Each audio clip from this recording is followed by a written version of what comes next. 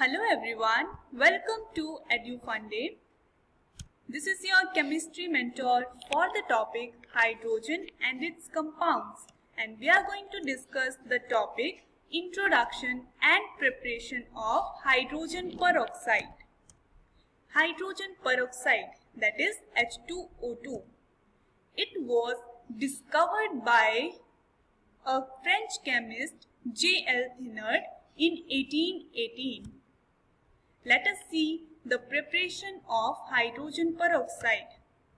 Hydrogen peroxide can be prepared by following three methods, and the methods are laboratory method, by electrolysis of 50% sulfuric acid, by auto-oxidation of 2-ethyl anthraquinone.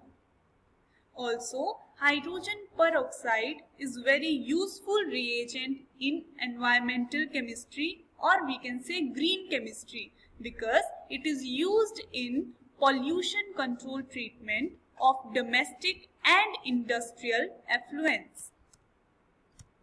Next is laboratory method of preparation. In this method, we can prepare hydrogen peroxide from barium peroxide. Let us see how. Acidified hydrated barium peroxide by evaporation under reduced pressure gives hydrogen peroxide. Let us see the reaction. Barium peroxide, which is having 8 water of crystallization, when reacts with sulfuric acid, it gives barium sulfate, hydrogen peroxide and water molecules. Next method is by electrolysis of 50% sulfuric acid. In this reaction, what is happening? By electrolysis of 50% sulfuric acid solution, peroxo disulfuric acid obtained, which on further hydrolysis yields hydrogen peroxide. So what is happening? Hydrogen or we can say sulfuric acid is breaking to give bisulfate ion and H positive ion, and at anode the reaction that will take place is this bisulfate ion will give H2S2O8 with the release of 2 electrons. And what is this H2S2O8? This is peroxy disulfuric acid that reacts with water to form H2O2. So this peroxy disulfuric acid is reacting with water to give sulfuric acid and hydrogen peroxide. And at anode, hydrogen will undergo reduction to give H2 gas. Next is peroxy disulfuric acid is distilled under reduced pressure, and hydrolysis occurs and distillate contains about 30% hydrogen peroxide. So this is the representation of this process, and what is happening? We have placed a beaker which is having 50% sulfuric acid in the I species, and the cathode is lead and anode is platinum, and the reactions that we already discussed are taking place.